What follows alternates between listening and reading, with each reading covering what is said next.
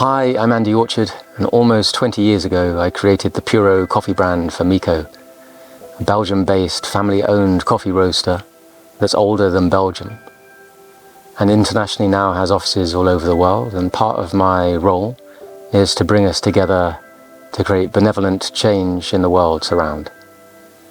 PURO is fair trade, organic, and is eco-centric, not egocentric.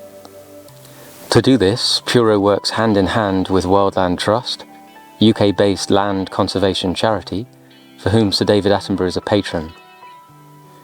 There's increasing recognition that indigenous lands tend to be some of the most protected and preserved lands. And as we welcome indigenous on stage to help us write our own relationship with nature, we commonly hear the same thing said. We are nature.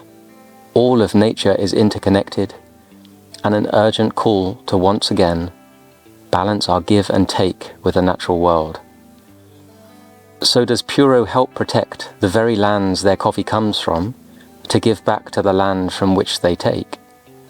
Or does PURO help protect the very lands their coffee comes from to secure the future of their own product? Think about it. Maybe they're the same thing. I love to talk about biodiversity and natural balance because it looks at the whole picture. I like to say that if data is king, then nature is our queen. So here's some actual and estimated figures for you that celebrates what PURO, together with clients like Chester Zoo, have achieved together.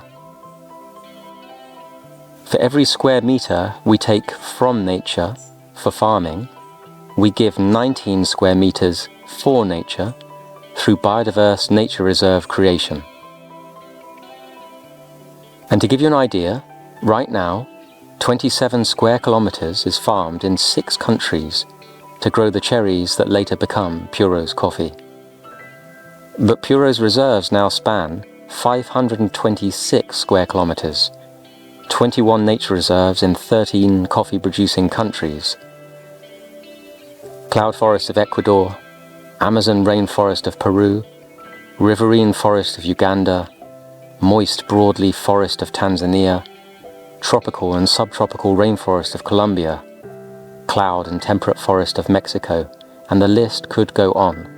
All forests, all biodiversity hotspots, all threatened by deforestation, all made possible by local NGOs who've dedicated their lives to serving our natural world, and all so important for the future of nature and all who call this planet home.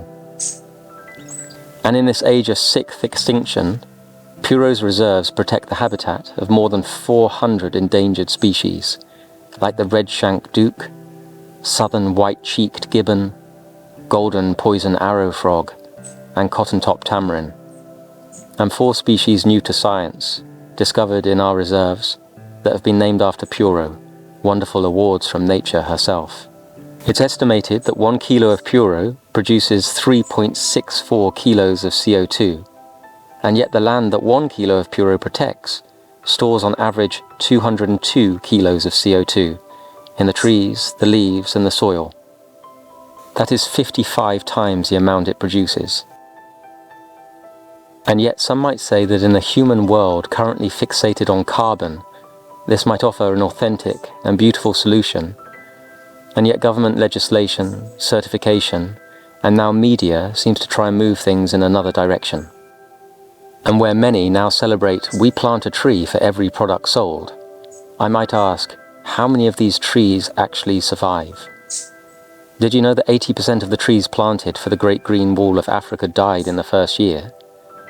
And in the 10 golden rules for restoring forests, produced by Kew Gardens, the number 1, the goldest of the gold some might say, was protect existing forests first. So for every kilo of PURO sold, we haven't planted a tree, we've protected more than a tree.